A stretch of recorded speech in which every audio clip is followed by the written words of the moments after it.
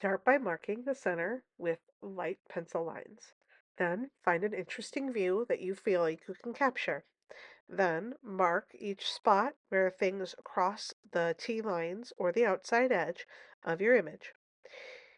Decide where they are in relation to those smaller boxes. Sometimes it's easier to find them in those spaces or where they are in relation to other petals. Try to keep your lines organic looking because these are organic types of shapes.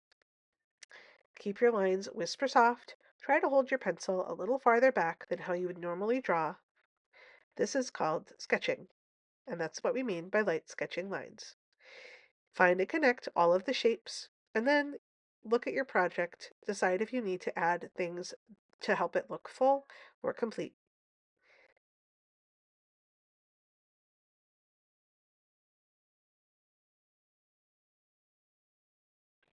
When you are happy with your sketch, erase your guidelines, because that's not part of your finished project. Then replace each line one at a time with oil pastel. Press hard so the oil pastels are dark and clear, and they will be able to keep the paint where you want it to be. You do only one or two lines at a time, so you don't lose all of your information.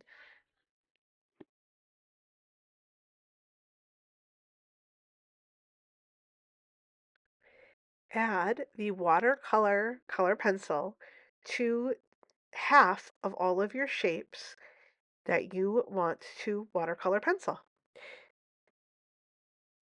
When you finished adding pencil to half of all your shapes, it's time to get your clear water and your brush.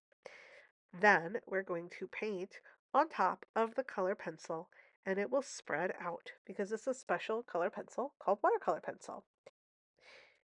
Make sure that you are painting the water on top of the color. If you try to add color after the water, like I do here, you will notice that it kind of pills up the paper and almost tears it and makes a hole. So be careful. By painting water onto all of the leaf area or the petal areas on the colors, will create an ombre mix between the white of the paper and the watercolor pencil.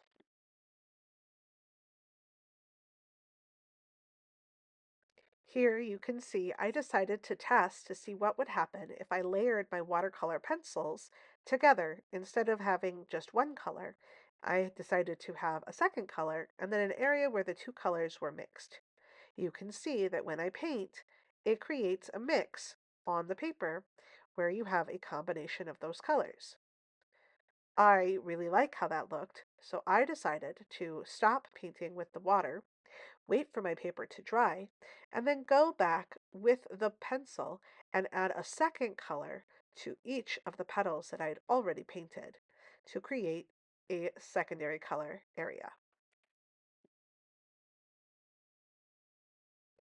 If you have a lot of the color pencil, makes a much brighter color. And if you're not careful with how you spread out the water, it can still get outside your shape. I was being a little too wild, and so it got a little bit outside of my space.